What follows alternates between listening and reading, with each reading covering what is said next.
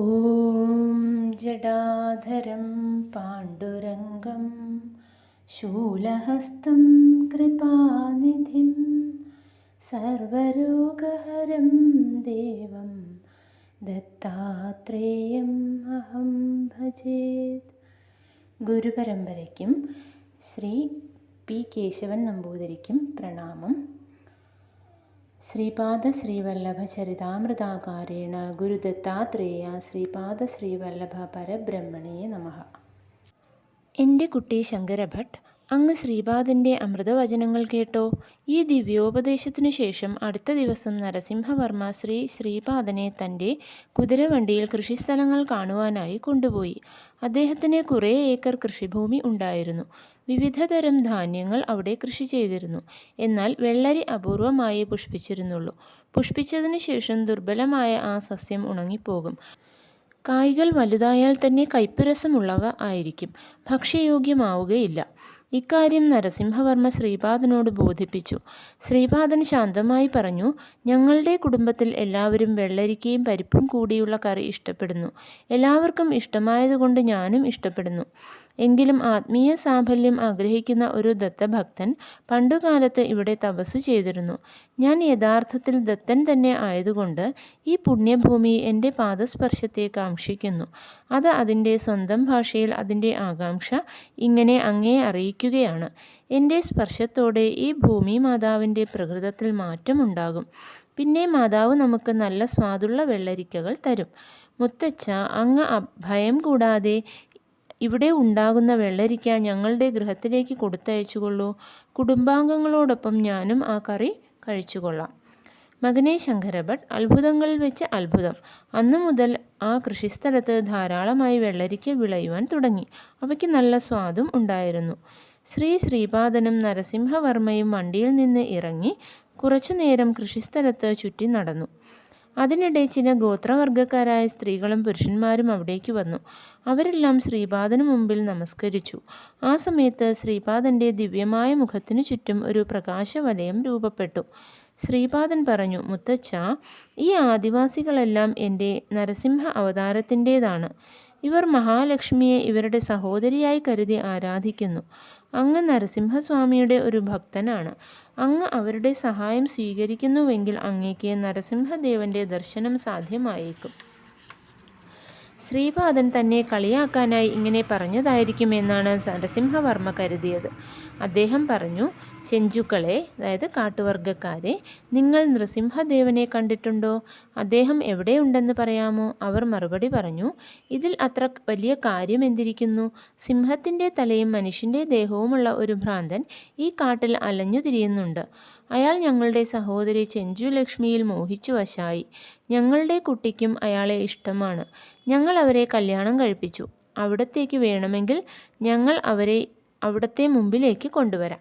ഇങ്ങനെ പറഞ്ഞ് ആ ചെഞ്ചു യുവാക്കൾ ഓടിപ്പോയി. നരസിംഹവർമ്മ ഇതെല്ലാം വിസ്മയത്തോടെ കാണുകയായിരുന്നു. ചെറുപ്പക്കാരായ ഒരു പുരുഷനും ഒരു സ്ത്രീയും വയലിൽ കൂടി വരുന്നുണ്ടായിരുന്നു. ഭാഗ്യവശാൽ ഞാനും ആ വഴിക്ക് പോവുകയായിരുന്നു. ശ്രീപാദൻ എന്നെ മാടി വിളിച്ചു. ഞാൻ അവിടേക്ക് ചെന്നപ്പോൾ ശ്രീപാദൻ എന്നോട് പറഞ്ഞു, സുബയ്യ ശ്രേഷ്ഠി, ദൂരെ നിന്ന് വരുന്ന ആ രണ്ടുപേർ ആരാണെന്നാണ് അങ്ങ് വിചാരിക്കുന്നത്? അവർ ബില്ലുമംഗലവും ചിന്താമണിയുമാണ്. കുറച്ച് ചുള്ളിക്കമ്പുകൾ ശേഖരിക്കൂ. അവരുടെ കൂടെ നമുക്ക് കുറച്ച് തീ കത്തിക്കാം. അല്പം നേരം പോക്ക് കാണാം. നരസിംഹവർമ്മയും ഞാനും അത്യധികം വിയർക്കുവാൻ തുടങ്ങി. സന്ദർശകർ വില്ലുമംഗലവും ചിന്താമണിയും തന്നെ ആയിരുന്നു, സംശയമില്ല. അവർ തീർത്ഥാടന കേന്ദ്രമായ ഗുരുവായൂരിൽ ശ്രീകൃഷ്ണനെ ദർശിച്ചു. ഭാഗ്യവശാൽ പിന്നീട് അവർ ഒരു മഹായോഗിനിയായ കുറൂരമ്മയെ സന്ദർശിച്ചു. ഇത് അത്ഭുതകരമായ ഒരു കാര്യമായിരുന്നു. ശ്രീപാദ ശ്രീവല്ലഭ ദർശന പ്രാപ്തിരസ്തു. ശ്രീപാദ ശ്രീവല്ലഭനെ ദർശിക്കുവാൻ കഴിയുമാറാകട്ടെ എന്ന് അവിചാരിതമായി അമ്മ അവരെ ആശീർവദിച്ചു. യോഗിനിയുടെ അനുഗ്രഹഫലമായി ഭക്തിയുടെയും വൈരാഗ്യത്തിൻ്റെയും വിത്തുകൾ അവരിൽ കിളിർക്കുവാൻ തുടങ്ങി. അവർ മംഗളഗിരിയിൽ ശ്രീ നൃസിംഹനെ സന്ദർശിച്ചു. അവിടെ നിന്ന് അവർ ശ്രീപാദൻ്റെ ദർശനത്തിനായി പീഠികാപുരത്തേക്ക് വരികയായിരുന്നു. 100 വയസ്സുള്ള വലിയ യോഗിനിയായ ആ മഹതിയുടെ ആശീർവാദ പ്രഭാവത്താൽ അവർക്ക് ഇവിടെ വച്ച് ശ്രീപാദനെ ദർശിക്കുവാൻ കഴിഞ്ഞു. ഇത് ആശ്ചര്യകരമായ ഒരു കാര്യമായിരുന്നു. മംഗളഗിരിയിൽ അവർ രണ്ടുപേരും ഇങ്ങനെ പ്രാർത്ഥിച്ചു, മഹായോഗിനിയായ കുറൂരമ്മയുടെ അനുഗ്രഹം സഫലമാവുകയും ദത്തനല്ലാതെ മറ്റാരുമല്ലാത്ത ശ്രീപാദ ദർശനം ലഭിക്കുവാൻ സാധിക്കുകയും ചെയ്യുകയാണെങ്കിൽ അവിടുത്തെ നൃസിംഹദേവൻ്റെ രൂപത്തിലുള്ള ദർശനം കൂടി തരുവാൻ ഞങ്ങൾ പ്രാർത്ഥിക്കുന്നു. ചുള്ളിക്കമ്പുകൾ തിമിർത്ത് കത്തിക്കൊണ്ടിരുന്നപ്പോൾ ബില്ലുമംഗലത്തിനും ചിന്താമണിക്കും അവരുടെ ദേഹങ്ങൾ ചിതയിൽ വെച്ചതുപോലെ കഠിനമായ പീഡ അനുഭവപ്പെട്ടു. കുറച്ചു സമയത്തിനു ശേഷം അവരുടെ ദേഹങ്ങളിൽ നിന്ന് അവരെ പോലെയുള്ള ഓരോ കറുത്ത രൂപങ്ങൾ പുറത്തു വരികയും വലിയ ദുഃഖത്തോടെ കരഞ്ഞുകൊണ്ട് തീയിൽ വീഴുകയും ചെയ്തു. അവ മുഴുവനായി കത്തിത്തീർന്നപ്പോൾ ബില്ലുമംഗലത്തിനും ചിന്താമണിക്കും ബോധം വീണ്ടു കിട്ടി. അപ്പോഴേക്ക് കാട്ടുവർഗക്കാർ അവരുടെ സഹോദരിയായ ചെഞ്ചുലക്ഷ്മിയെ കൂട്ടി അവിടേക്ക് വന്നു. അവർ നൃസിംഹദേവനെ അദ്ദേഹത്തിൻ്റെ കൈകൾ കൂട്ടിക്കെട്ടിയ നിലയിൽ കൊണ്ടുവന്ന് ശ്രീപാദൻ്റെ മുമ്പിൽ നിർത്തി. ഇപ്രകാരമുള്ള അസാധാരണവും അത്ഭുതകരവുമായ കാര്യങ്ങൾ മുമ്പൊരു യുഗത്തിലും ഉണ്ടായിട്ടില്ല. ശ്രീപാദ അവതാരത്തിൻ്റെ പരിപാടിയിൽ സങ്കല്പിക്കാൻ കഴിയാത്ത എണ്ണമറ്റ അത്ഭുത സംഭവങ്ങളും ലീലകളുമുണ്ട്. ശ്രീപാദൻ ഇപ്രകാരം ചോദിച്ചു: കഴിഞ്ഞുപോയ യുഗങ്ങളിലെ നൃസിംഹൻ അങ്ങാണോ? ഈ ചെഞ്ചുലക്ഷ്മി അങ്ങയുടെ ഭാര്യയാണോ? ഹിരണ്യകശിപുവിനെ കൊന്നതും പ്രഹ്ലാദനെ രക്ഷിച്ചതും അങ്ങാണോ? ഇവയ്ക്കെല്ലാം നൃസിംഹദേവൻ സമ്മതാർത്ഥത്തിൽ മറുപടി നൽകി. ചെഞ്ചുലക്ഷ്മിയും നൃസിംഹദേവനും ഉജ്ജ്വലമായ വെളിച്ചത്തിൻ്റെ രൂപത്തിൽ ശ്രീപാദൻ്റെ ശരീരത്തിലേക്ക് ചേർന്നു. ചിന്താമണി ഒരു മഹായോഗിനിയായി തീർന്നു. കാട്ടുവർഗക്കാർ അപ്രത്യക്ഷരായി. ബില്ലുമംഗലം ഒരു വലിയ ഭക്തനായി തീർന്നു. അദ്ദേഹം ബില്ലുമംഗല മഹർഷി എന്ന പേരിൽ അറിയപ്പെട്ടു. ഈ അസാധാരണവും വിചിത്രവുമായ സംഭവങ്ങൾ നടന്ന നരസിംഹവർമ്മയുടെ കൃഷിഭൂമിയിൽ ചിത്രവാഡ എന്നു പേരുള്ള ഒരു ഗ്രാമമുണ്ടാകും എന്ന് ശ്രീപാദൻ പ്രഖ്യാപിച്ചു. ശ്രീപാദൻ സത്യസങ്കല്പമാണ്, സിദ്ധസങ്കല്പമാണ്. അധ്യായം 11 സംഗ്രഹം. ഈ അധ്യായത്തിൽ ഉൾപ്പെടുത്തിയിരിക്കുന്നത് ശ്രീപാദൻ്റെ ജനനം, വാജപേയ യാജുല കുടുംബത്തെക്കുറിച്ച് പറയുന്നുണ്ട്, പിന്നെ ശ്രീപാദ തത്വം പറയുന്നുണ്ട്, പിന്നെ കാര്യങ്ങൾ സംഭവിപ്പിക്കാനും സംഭവിക്കാതിരിക്കാനുമുള്ള ശ്രീപാദൻ്റെ കഴിവ് മംഗള മഹർഷിയുടെ കഥയിലൂടെ പറയുന്നുണ്ട്. നരസിംഹവർമ്മയുടെ കൃഷിസ്ഥലം കാണാനായി ശ്രീപാദനെ കൊണ്ടുപോയതും അവിടെ നരസിംഹദേവദർശനവും ചിന്താമണിയും ബില്ലുമംഗലവും സുബയശ്രേഷ്ഠിയും അവിടെ എത്തിച്ചേരുന്നതും പറഞ്ഞിരിക്കുന്നു. ശ്രീപാദൻ്റെ ജനനം ഒരു അസാധാരണവും ഉജ്ജ്വലവുമായ ഒരു അത്ഭുത സംഭവമായിട്ടാണ് പറഞ്ഞിരിക്കുന്നത്. അതായത് ശ്രീപാദൻ തൻ്റെ മാതാപിതാക്കളുടെ ശാരീരികമായ സംയോഗത്തിൽ നിന്ന് ജനിച്ചവനല്ല. അഗാധമായ യോഗനിഷ്ഠയിലായിരുന്ന അപലരാജശർമ്മയുടെയും സുമതി മാതാവിൻ്റെയും കണ്ണുകളിൽ നിന്ന് ആവിർഭവിച്ച യോഗജ്യോതികൾ ഒന്നു ചേർന്ന് സുമതി മാതാവിൻ്റെ ഗർഭത്തിൽ പ്രവേശിച്ചു. 9 മാസം തികഞ്ഞപ്പോൾ സുമതി മാതാവ് തേജോമയമായ ഒരു പ്രകാശരൂപത്തെ പ്രസവിച്ചു.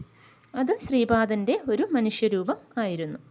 ഈ ശ്രീപാദൻ 3-ാമത്തെ വയസ്സ് മുതൽ ചില അത്ഭുതമായ ശക്തികളൊക്കെ പ്രദർശിപ്പിച്ചിരുന്നു.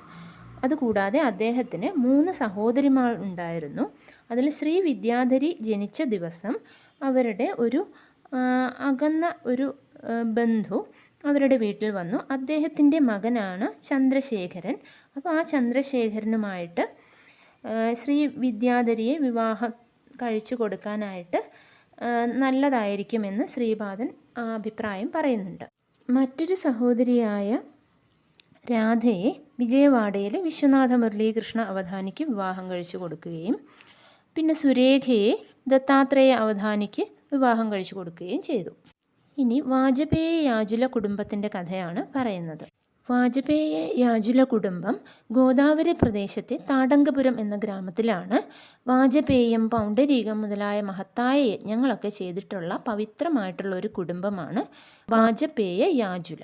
കർണാടക രാജ്യത്ത് കുട്ടികളെ ശരിയായിട്ട് വേദം പഠിപ്പിക്കാനായിട്ട്, ഋഗ്വേദം പഠിപ്പിക്കാൻ കഴിവുള്ള ആചാര്യന്മാർ ഉണ്ടായിരുന്നില്ല. അതുകൊണ്ട് ഈ വാജപേയ യാജുല മായണാചാര്യലു കർണാടക ദേശത്തേക്ക് ക്ഷണിക്കപ്പെട്ടു. അവിടെ ഹോയസാലയിൽ താമസമാക്കുകയും ചെയ്തു. അപ്പോൾ മുതൽ അവർ ഹോയസാല ബ്രാഹ്മണർ എന്നാണ് അറിയപ്പെടുന്നത്. അവർ സനാതനധർമ്മത്തെ സംരക്ഷിക്കാനായിട്ട് വളരെ ബുദ്ധിമുട്ടുകൾ സഹിച്ചു. ഈ മായണാചാര്യലുവിന് 2 പുത്രന്മാരുണ്ടായിരുന്നു. ഒരാൾ മാധവാചാര്യ, മറ്റേയാൾ സായണാചാര്യ. 2 പേരും വളരെ കഴിവുള്ളവരായിരുന്നു. സായണാചാര്യൻ വേദങ്ങൾക്ക് ഭാഷ്യങ്ങൾ എഴുതി. മാധവാചാര്യനാണെങ്കിൽ ശ്രീ ലക്ഷ്മിയുടെ അനുഗ്രഹം നേടാനായിട്ട് തപസ് ചെയ്തു. അപ്പോൾ മഹാലക്ഷ്മി പ്രത്യക്ഷമായപ്പോൾ അദ്ദേഹം അസാധാരണമായ വരമാണ് ചോദിച്ചത്. എന്നാൽ ആ വരം ഇപ്പോൾ തരാൻ സാധ്യമല്ല എന്ന്, ഈ ജന്മത്തിനത് സാധിക്കുകയില്ല എന്നാണ് ലക്ഷ്മി അദ്ദേഹത്തോട് പറഞ്ഞത്. അപ്പോൾ അങ്ങനെയാണെങ്കിൽ ഞാൻ സന്യസിക്കാൻ പോവുകയാണ്, അതെനിക്കൊരു രണ്ടാം ജന്മമായിരിക്കുമല്ലേ എന്ന് അദ്ദേഹം ലക്ഷ്മിയോട് ചോദിക്കുന്നുണ്ട്. അപ്പോൾ ആ സമയത്ത് ശ്രീദേവി സമൃദ്ധമായ അനുഗ്രഹങ്ങൾ നൽകി. മാധവാചാര്യൻ്റെ സ്പർശം കൊണ്ട് വില കുറഞ്ഞ ലോഹങ്ങളൊക്കെ സ്വർണമായിട്ട് മാറി. അദ്ദേഹമാണ് വിദ്യാരണ്യ മഹർഷി. അദ്ദേഹത്തെ ശ്രീപാദൻ അനുഗ്രഹിച്ചു. ഋഷിമാരുടെ പരമ്പരയിൽ 3-ാമത്തെ തലമുറയിൽ ശ്രീകൃഷ്ണ സരസ്വതിയായിട്ട് ജനിക്കും. അപ്പോൾ ശ്രീപാദൻ നൃസിംഹ സരസ്വതിയായിട്ട് അവതരിക്കുമ്പോൾ ഈ ശ്രീകൃഷ്ണ സരസ്വതിയായിരിക്കും സന്യാസാശ്രമ ഗുരുവായിട്ട് തീരുന്നത്. അപ്പോൾ ജീവിതം ആസ്വദിക്കാനുള്ള ആഗ്രഹം ഇങ്ങനെ ബാക്കി നിൽക്കുന്നത് കൊണ്ട് വരും നൂറ്റാണ്ടിൽ സായണാചാര്യരുടെ കുടുംബത്തിൽ ഗോവിന്ദ ദീക്ഷിതുലു എന്ന പേരിൽ ജനിക്കുമെന്നും ശ്രീപാദൻ പറയുന്നുണ്ട്. അതുകൂടാതെ എല്ലാ ജനങ്ങളാലും രാജർഷി എന്ന് പ്രശംസിക്കപ്പെടുകയും ചെയ്യുമെന്നും ശ്രീപാദൻ പറഞ്ഞു. അടുത്തതായിട്ട് ശ്രീപാദ തത്വത്തെക്കുറിച്ചാണ് പറയുന്നത്. ഇതിൽ ബാപ്പനാരിക്ക് സംശയമാവുകയാണ്. അതായത് ഈ ശ്രീപാദൻ്റെ വീട്ടിൽ കാലാഗ്നി ശമനദത്തനെ പൂജിച്ചിരുന്നു. അത് കാരണം ബാപ്പനാരിക്ക് സംശയമാവുകയാണ്. അങ്ങനെ ബാപ്പനാരി ചോദിക്കുകയാണ്, നീ ദത്തനാണോ അതോ ദത്തൻ്റെ ഉപാസകനാണോ എന്ന്. അപ്പോൾ ശ്രീപാദൻ പറയുകയാണ്, ഞാൻ ദത്തനാണെന്ന് പറയുമ്പോൾ ഞാൻ ദത്തനാകും, ഞാൻ ദത്തൻ്റെ ഉപാസകനാണെന്ന് പറയുമ്പോൾ ഞാൻ ദത്തൻ്റെ ഉപാസകനാകും, ഞാൻ ശ്രീപാദ ശ്രീവല്ലഭനാണെന്ന് പറയുമ്പോൾ ഞാൻ ശ്രീപാദ ശ്രീവല്ലഭനാവുകയാണ്. അതായത് ഞാൻ ആഗ്രഹിക്കുന്നതെല്ലാം സംഭവിക്കുന്നു, ഞാൻ എന്ത് ആഗ്രഹിക്കുന്നുവോ ഞാൻ അതായി തീരുന്നു, ഇതാണ് എൻ്റെ തത്വമെന്ന് ശ്രീപാദൻ പറയുന്നു. അപ്പോൾ ശ്രീപാദൻ പറഞ്ഞു, അടുത്ത ജന്മത്തിൽ അങ്ങയോട് വളരെ സാദൃശ്യമുള്ള ഒരു ശരീരത്തോടെ താൻ അവതരിക്കും. അങ്ങനെ അങ്ങയുടെ കർമ്മബന്ധങ്ങളും സ്വാധീനങ്ങളും ഒക്കെ ഞാൻ ഉന്മൂലനം ചെയ്യും. ഇങ്ങനെ പറഞ്ഞിട്ട് ശ്രീപാദൻ മുത്തച്ഛൻ്റെ ഇരുപുരികങ്ങൾക്കും ഇടയിലുള്ള ഭാഗത്ത് നെറ്റിയിൽ പതുക്കെ തൊട്ടു. ആ സമയത്ത് അദ്ദേഹത്തിന് കാണാൻ കഴിഞ്ഞ ഒരു കാഴ്ച എന്ന് പറയുന്നത് ബാബാജിയെ കാണുകയാണ്, ഹിമാലയത്തിൽ സ്വസ്ഥമായിട്ട് തപോനിദ്രയിൽ ഇരിക്കുന്നതായിട്ട്. അതിനുശേഷം തീർത്ഥാടന കേന്ദ്രമായ പ്രയാഗിൽ ത്രിവേണി സംഗമസ്ഥാനത്ത് ബാബാജി കുളിക്കുന്നതായിട്ട് കണ്ടു. അതിനുശേഷം ശ്രീപാദൻ്റെ രൂപം കണ്ടു. പിന്നീട് കുക്കുടേശ്വര ക്ഷേത്രത്തിലെ സ്വയംഭൂദത്തനോട് ആ രൂപം ചേരുന്നതായിട്ട് കണ്ടു. അതിൽ നിന്നൊരു അവധൂതൻ പുറത്തു വന്ന് ഈ സുമതി മഹാറാണിയോട് ഭിക്ഷ ചോദിക്കുന്നതായിട്ടും ഭിക്ഷ നൽകുന്നതായിട്ടും കണ്ടു. ആ അവധൂതൻ ശ്രീപാദ ശ്രീവല്ലഭൻ്റെ രൂപമെടുത്ത് സുമതി മഹാറാണിയുടെ മടിയിൽ കിടക്കുന്നതായിട്ടും കണ്ടു. പിന്നെ മടിയിൽ നിന്ന് എഴുന്നേറ്റ് 16 വയസ്സുള്ളൊരു ചെറുപ്പക്കാരനായി. ആ ചെറുപ്പക്കാരൻ തന്നെ സൂക്ഷിച്ചു നോക്കി കൃത്യമായി തന്നെ പോലുള്ളൊരു രൂപമെടുത്തു. അദ്ദേഹം ഒരു സന്യാസിയായിട്ട് കാണപ്പെട്ടു. 2 പുണ്യനദികളുടെ സംഗമ സ്ഥലത്ത് സ്നാനം ചെയ്ത് ശിഷ്യന്മാരോടുകൂടി രാജകീയ പ്രൗഢിയോടുകൂടി നടന്നു. ആ സന്യാസി തന്നെ നോക്കി പറഞ്ഞു, അങ്ങ് ഞാൻ ആരാണെന്ന് ആലോചിക്കുകയാണെന്ന് തോന്നുന്നു. ഞാൻ നൃസിംഹ സരസ്വതിയാണ്, ഇത് ഗന്ധർവപുരമാണ്. ഇപ്രകാരം പറഞ്ഞിട്ട് അദ്ദേഹം തൻ്റെ മേൽവസ്ത്രം നദിയിലേക്കിട്ട് അതിന്മേലിരുന്ന് ശ്രീശൈലത്ത് എത്തി. കദളീവനത്തിൽ മഹാജനങ്ങളും മഹായോഗികളും അദ്ദേഹത്തിനെ നമസ്കരിച്ചു. അവരെല്ലാം പറഞ്ഞു, ഞങ്ങൾ വളരെ വർഷങ്ങളായിട്ട് അങ്ങയെ കാത്തിരിക്കുകയാണ്, ഞങ്ങളെ അനുഗ്രഹിച്ചാലുമെന്ന്. കൗപീനം മാത്രം ധരിച്ച് വളരെ വർഷങ്ങൾ തപസ്സു ചെയ്ത അദ്ദേഹത്തെ ഒരു വൃദ്ധനായിട്ടാണ് കണ്ടത്. അദ്ദേഹം അത്യന്തം തീക്ഷ്ണമായിട്ട് ബാപ്പനാരിയെ നോക്കിക്കൊണ്ട് പറഞ്ഞു, എൻ്റെ പേര് സ്വാമി സമർത്ഥൻ എന്ന് ആണെന്ന്. അല്പസമയത്തിന് ശേഷം ആ ശരീരം ഉപേക്ഷിച്ച് തൻ്റെ പ്രാണശക്തിയെ ഒരു ആൽമരത്തിലേക്ക് ചേർത്തു. പിന്നെ തൻ്റെ ദിവ്യമായ ആത്മാവിനെ ശ്രീശൈലത്തെ ശക്തമായ മല്ലികാർജുന ശിവലിംഗത്തിലും ലയിപ്പിച്ചു. ആ ശിവലിംഗത്തിൽ നിന്ന് ഒരു ഇടിമുഴക്കം പോലുള്ള ഒരു ശബ്ദം ഇപ്രകാരം പറയുകയാണ്, ബാപ്പനാര്യ അങ്ങ് ഭാഗ്യവാനാണ്, അങ്ങ് ജ്ഞാനത്തിൻ്റെ, അതായത് ഞാൻ ദുർബലനും വാക്കിനും മനസ്സിനും ഗോചരമല്ലാത്തവനും അനന്തനും ജ്ഞാനത്തിൻ്റെ മൂർത്തിമത് ഭാവവും ആദിയും അന്തവും ഇല്ലാത്തവനുമാണ്. അങ്ങയുടെ ക്രിയായോഗ ശക്തി കൊണ്ട് അങ്ങ് ശക്തിപാദത്തിൽ കൂടി തന്നെ സൂര്യമണ്ഡലത്തിൽ നിന്ന് കൊണ്ടുവന്ന് ജ്യോതിർലിംഗത്തിൽ ആകിരണം ചെയ്തു. 18,000 സ്വർഗവാസികൾ എന്നെ ഈ ജ്യോതിർലിംഗ രൂപത്തിൽ ആരാധിക്കുന്നു. ആ സ്വർഗവാസികൾ ഈ ജ്യോതിർലിംഗത്തെ ഭജിക്കുന്നവരെ അവരുടെ ഭൗതികവും ആത്മീയവുമായ പുരോഗതിയിൽ സഹായിക്കുന്നുണ്ട്. ത്രിമൂർത്തികളുടെ ഒരു മൂർത്തീകരണമാണ് ഞാൻ. ശ്രീപാദ ശ്രീവല്ലഭൻ്റെയും നരസിംഹ സരസ്വതിയുടെയും സ്വാമി സമർത്ഥൻ്റെയും രൂപങ്ങൾ കൊണ്ട് ഞാൻ അങ്ങയെ അനുഗ്രഹിക്കുകയാണ് എന്ന് പറയുന്നു.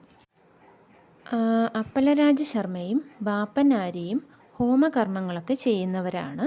അത് അവരുടെ കുടുംബത്തിൽ പതിവാണ്. അവർ ഹോമവേദിയിലേക്ക് ഇറങ്ങി അർപ്പണങ്ങൾ ചെയ്യാറുണ്ട്. കത്തിക്കൊണ്ടിരിക്കുന്ന ഹോമവേദിയിലേക്ക് ഇറങ്ങി അർപ്പണങ്ങൾ ചെയ്യാറുണ്ട്. അങ്ങനെ പ്രത്യേക പുണ്യ ദിവസങ്ങളിലൊക്കെ ഇങ്ങനെ ചെയ്യാറുണ്ട്. എന്നാൽ ഇങ്ങനെയുള്ള കർമ്മങ്ങൾ കൊണ്ട് അവരുടെ ദേഹത്തിനോ വസ്ത്രങ്ങൾക്കോ ഒരു ഹാനിയും ഉണ്ടാകാറില്ല. അത് വലിയ വിസ്മയകരമായ കാര്യമാണ്.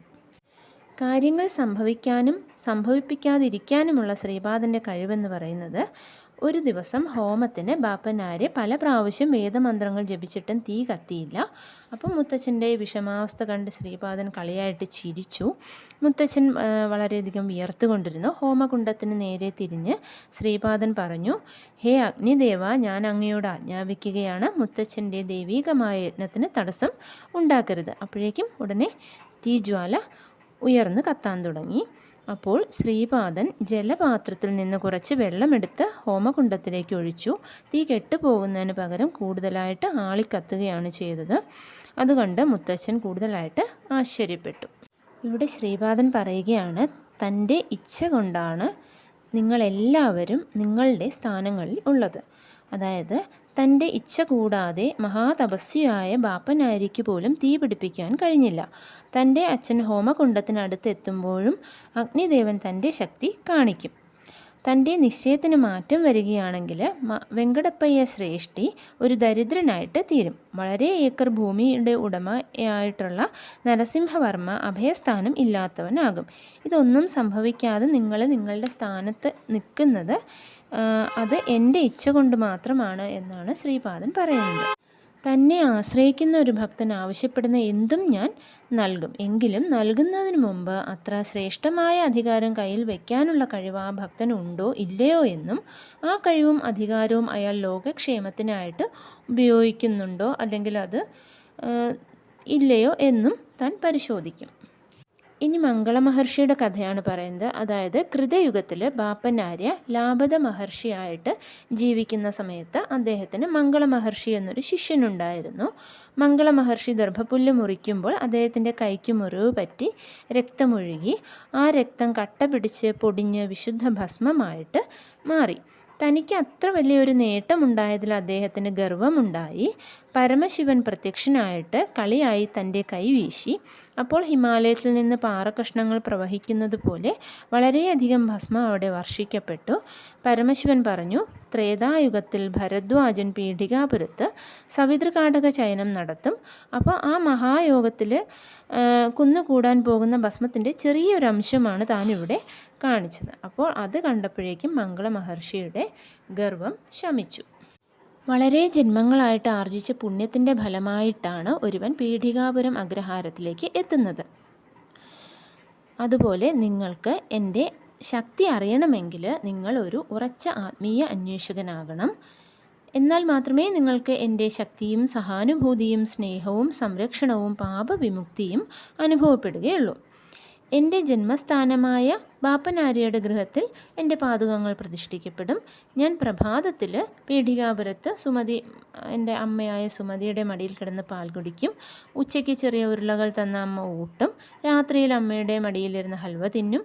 പീഠികാപുരത്തുള്ളതുപോലെ താൻ നൃസിംഹ സരസ്വതിയുടെ രൂപത്തിൽ ഗന്ധർവപുരത്തും ഉണ്ടായിരിക്കും. ഉച്ചയ്ക്ക് അതേ സമയത്ത് താൻ ഗന്ധർവപുരത്ത് ഭിക്ഷയെടുക്കും. അകക്കണ്ണിന് കാഴ്ചയുള്ളവർക്ക് ഇതെല്ലാം കാണാൻ കഴിയുമെന്നാണ് പറയുന്നത്.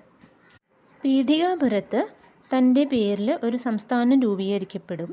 തൻ്റെ സ്വാധീനം വർദ്ധിക്കുമ്പോൾ അവിടെ ഒരു ചെറിയ ഭൂമി പോലും വാങ്ങിക്കാൻ ബുദ്ധിമുട്ടാകും. അതുപോലെ തനിക്ക് എതിരായിട്ട് എത്ര ധനികനായാലും എത്ര വലിയ യോഗിയായാലും ആർക്കും ആ സംസ്ഥാനത്തിലേക്ക് വരുവാൻ കഴിയുകയില്ല. അതായത് ശ്രീപാദ ശ്രീവല്ലഭൻ്റെ തീരുമാനത്തിന് എതിര് നിൽക്കുന്നവർക്ക്. അതുകൂടാതെ എല്ലാ ദേവതകളുടെയും ശക്തി തന്നിലുണ്ട്. ആരെങ്കിലും തനിക്ക് ദക്ഷിണ നൽകിയാൽ അതിനെ 100 ഇരട്ടിയാക്കി സമയമാകുമ്പോൾ തിരിച്ചു നൽകും. പണം സമ്പാദിക്കുന്നത് ധർമ്മത്തെ ലംഘിക്കാതെ ആയിരിക്കണം. അങ്ങനെ ആഗ്രഹത്തെ സാധിക്കാൻ കഴിയും. ധർമാനുസാരിയായ പ്രവർത്തികൾ ചെയ്തുകൊണ്ട് മോഹത്തെ നശിപ്പിക്കുക. മോഹങ്ങൾ നശിക്കുമ്പോൾ മുക്തി കൈവരുന്നു. ഇങ്ങനെയുള്ള അമൃതവചനങ്ങളൊക്കെ ശ്രീപാദ ശ്രീവല്ലഭൻ ആ സമയത്ത് പറയുന്നുണ്ട്. അടുത്ത ദിവസം നരസിംഹവർമ്മ ശ്രീപാദനെ കൃഷിസ്ഥലങ്ങൾ കാണാനായിട്ട് കൊണ്ടുപോകുന്ന കാര്യമാണ്. കുറേ ഏക്കർ കൃഷിഭൂമി ഉണ്ടായിരുന്നതിൽ വിവിധ തരം ധാന്യങ്ങളും ഒക്കെ അവിടെ കൃഷി ചെയ്തിരുന്നു. പക്ഷെ അവിടെ വെള്ളരി അപൂർവമായിട്ടേ പുഷ്പിച്ചിരുന്നുള്ളൂ.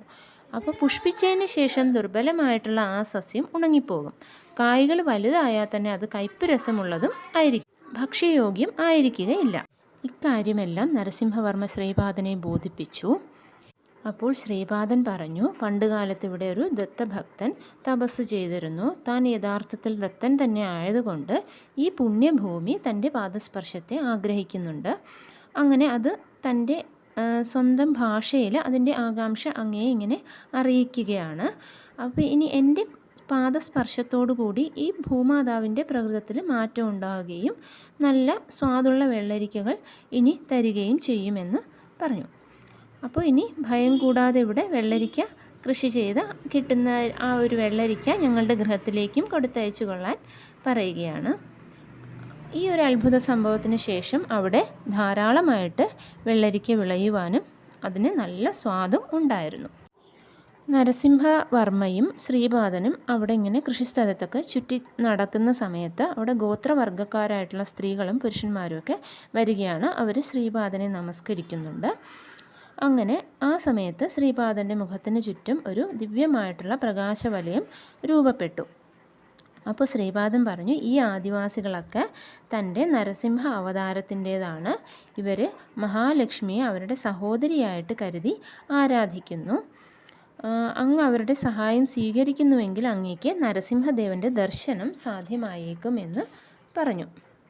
ശ്രീപാദൻ ഇങ്ങനെ കളിയാക്കാനായിട്ട് പറഞ്ഞതായിരിക്കുമെന്നാണ് നരസിംഹവർമ്മ ആ സമയത്ത് വിചാരിച്ചത്. അപ്പോൾ ഈ കാട്ടുവർഗ്ഗക്കാരെ നിങ്ങൾ നരസിംഹദേവനെ കണ്ടിട്ടുണ്ടോ എന്ന് ചോദിക്കുകയാണ്. ആ നരസിംഹദേവൻ എവിടെ ഉണ്ട് എന്ന് പറയാമോ എന്നും നരസിംഹവർമ്മ ചോദിക്കുകയാണ്. അപ്പോൾ പറയുകയാണ് അവർ, അദ്ദേഹം ഇവിടെ കലഞ്ഞു തിരിഞ്ഞ് നടപ്പുണ്ട്. ഞങ്ങളുടെ സഹോദരി ചെഞ്ചുലക്ഷ്മിയിൽ മോഹിച്ച് വശമായി ഞങ്ങൾ അവരുടെ കല്യാണം കഴിപ്പിച്ചു. ഇനി അവിടത്തേക്ക് വേണമെങ്കിൽ ഞങ്ങൾ അവരെ അവിടുത്തെ മുമ്പിലേക്ക് കൊണ്ടുവരാമെന്ന് പറയുകയാണ്. അങ്ങനെ പറഞ്ഞിട്ട് ആ കാട്ടുവർഗ്ഗക്കാർ അവിടെ നിന്ന് ഓടിപ്പോയി. സുബ്ബയ്യ ശ്രേഷ്ഠിയാണ് ഈ കഥ പറഞ്ഞു കൊടുക്കുന്നത്. അപ്പോൾ സുബ്ബയ്യ ശ്രേഷ്ഠി പറഞ്ഞു, ഞാനും ആ വഴിക്ക് പോവുകയായിരുന്നു. ആ സമയത്ത് ചെറുപ്പക്കാരനായ ഒരു പുരുഷനും ഒരു സ്ത്രീയും കൂടെ വയൽ കൂടി നടന്നു വരുന്നുണ്ടായിരുന്നു. അപ്പോൾ ശ്രീപാദൻ സുബ്ബയ്യ ശ്രേഷ്ഠിയോട് പറഞ്ഞു, ആ രണ്ടുപേർ ആരാണെന്ന് അറിയാമോ? അവർ ബില്ലുമംഗലവും ചിന്താമണിയുമാണ് എന്ന്. കുറച്ച് ചുള്ളിക്കമ്പുകൾ ശേഖരിക്കാൻ പറയുകയാണ് ശ്രീപാദൻ സുബ്ബയ്യ ശ്രേഷ്ഠിയോട്. അപ്പോൾ അവരുടെ കൂടെ നമുക്ക് കുറച്ച് തീ കത്തിക്കാം, അങ്ങനെ കുറച്ച് നേരം പോക്ക് കാണാമെന്ന് ശ്രീപാദൻ പറഞ്ഞു. ആ സന്ദർശകർ ശരിക്കും ബില്ലുമംഗലവും ചിന്താമണിയും തന്നെയായിരുന്നു. അവർ ഗുരുവായൂരിൽ ശ്രീകൃഷ്ണനെ ദർശിച്ചു. അവർക്കതിനുശേഷം മഹായോഗിനിയായ കുറൂരമ്മയെയും ദർശിക്കാൻ കഴിഞ്ഞു. ആ കുറൂരമ്മ അവരെ അനുഗ്രഹിക്കുകയാണ്, നിങ്ങൾക്ക് ശ്രീവല്ലഭനെ ദർശിക്കുവാൻ കഴിയട്ടെ എന്ന്. അങ്ങനെ ആ അനുഗ്രഹത്തിൻ്റെ ഫലമായിട്ട് അവരിൽ ഭക്തിയുടെയും വൈരാഗ്യത്തിൻ്റെയും വിത്തുകൾ കിളിർത്തു. അവർ മംഗളഗിരിയിൽ നൃസിംഹനെ സന്ദർശിച്ചു. അവിടെ നിന്ന് അവർ പീഠികാപുരത്തേക്ക് ശ്രീപാദനെ ദർശിക്കാനായിട്ട് വരികയായിരുന്നു. അങ്ങനെ അവർ മംഗളഗിരിയിൽ നൃസിംഹദേവനെ സന്ദർശിച്ചപ്പോൾ അവിടെ പ്രാർത്ഥിക്കുകയാണ്, ഞങ്ങൾക്ക് ഈ ശ്രീപാദനെ ദർശിക്കാൻ കഴിയുകയാണെങ്കിൽ നൃസിംഹദേവൻ്റെ ദർശനം കൂടി ഞങ്ങൾക്ക് തരണമേ എന്ന്. ആ സമയത്ത് ചുള്ളിക്കമ്പുകൾ തിമിർത്ത് കത്തിക്കൊണ്ട് ഇരിക്കുകയായിരുന്നു. ആ സമയത്ത് ബില്ലുമംഗലത്തിനും ചിന്താമണിക്കും അവരുടെ ദേഹങ്ങൾ ചിതയിൽ വെച്ചതുപോലെ പീഡയാണ് അനുഭവപ്പെട്ടത്. കുറച്ച് സമയത്തിന് ശേഷം അവരിൽ നിന്ന് അവരെ പോലുള്ള ഓരോ കറുത്ത രൂപങ്ങൾ പുറത്തു വന്നു. വലിയ ദുഃഖത്തോടെ കരഞ്ഞുകൊണ്ട് തീയിൽ വീഴുകയും ചെയ്തു. അത് മുഴുവൻ കത്തിത്തീർന്നപ്പോൾ ബില്ലുമംഗലത്തിനും ചിന്താമണിക്കും ബോധം തിരിച്ചു കിട്ടി. അപ്പോഴേക്കും കാട്ടുവർഗ്ഗക്കാർ ചെഞ്ചുലക്ഷ്മിയെ കൊണ്ടുവന്നു, നൃസിംഹദേവനെയും കൊണ്ടുവന്നു. അപ്പോൾ ശ്രീപാദൻ ചോദിച്ചു, കഴിഞ്ഞു പോയ യുഗത്തിലെ നൃസിംഹൻ അങ്ങ് തന്നെയാണോ? ഈ ചെഞ്ചുലക്ഷ്മി അങ്ങയുടെ ഭാര്യയാണോ? ഹിരണ്യകശിപുവിനെ കൊന്നതും പ്രഹ്ലാദനെ രക്ഷിച്ചതും അങ്ങ് തന്നെയാണോ എന്നൊക്കെ ചോദിക്കുകയാണ്. അപ്പോൾ നൃസിംഹദേവൻ സമ്മതാർത്ഥത്തിൽ മറുപടി പറഞ്ഞു. ചെഞ്ചുലക്ഷ്മിയെ നൃസിംഹദേവനും ഉജ്ജ്വലമായ ഒരു വെളിച്ചത്തിൻ്റെ രൂപത്തിൽ ശ്രീപാദൻ്റെ ശരീരത്തിലേക്ക് ചേർന്നു. ചിന്താമണി ഒരു മഹായോഗിനിയായി തീർന്നു. കാട്ടുവർഗ്ഗക്കാരൊക്കെ അപ്രത്യക്ഷരായി. ബില്ലുമംഗലം ഒരു വലിയ ഭക്തനായി തീർന്നു. അദ്ദേഹമാണ് ബില്ലുമംഗല മഹർഷി എന്ന പേരിൽ അറിയപ്പെടുന്നത്. ഈ അസാധാരണവും വിചിത്രവുമായിട്ടുള്ള സംഭവങ്ങളൊക്കെ നടന്ന നരസിംഹവർമ്മയുടെ കൃഷിഭൂമി ചിത്രവാഡ എന്നു പേരുള്ള ഒരു ഗ്രാമം ഉണ്ടാകും എന്ന് ശ്രീപാദൻ പ്രഖ്യാപിക്കുന്നുണ്ട്. ഇത്രയുമാണ് ഈ അധ്യായത്തിൻ്റെ സംഗ്രഹം. ശ്രീപാദരാജം ശരണം പ്രപദ്യേ.